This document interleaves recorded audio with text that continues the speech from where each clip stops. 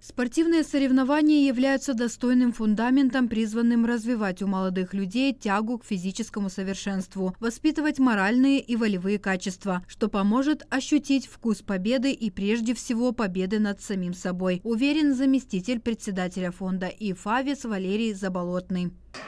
Остальные ребята выступили тоже достойно. Дмитрий Душков пятым стал. Остальные ребята тоже заняли десятку, вошли призеров.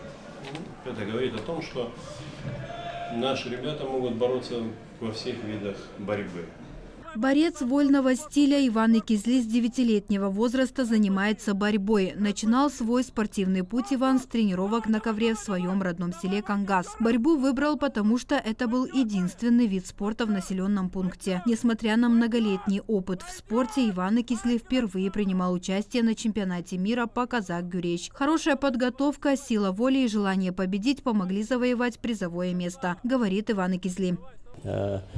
В полуфинале проиграл кыргызу. Счет был 1-1, и потом я улетел, и он опять дали ему.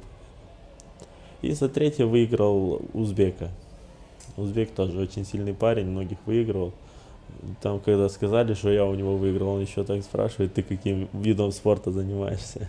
Я сказал: борьбой. И он говорит: даже борцу проиграл. Молодой спортсмен Иван Икизли не привык проигрывать, и доказательство этому его медали. Только за 2022 год Иван завоевал 2 бронзовые медали на чемпионате мира и выиграл республиканский чемпионат по вольной борьбе. Марина Топал, Елена Радкогла, Владислав Табачук, Артем Топал, ГРТ Новости.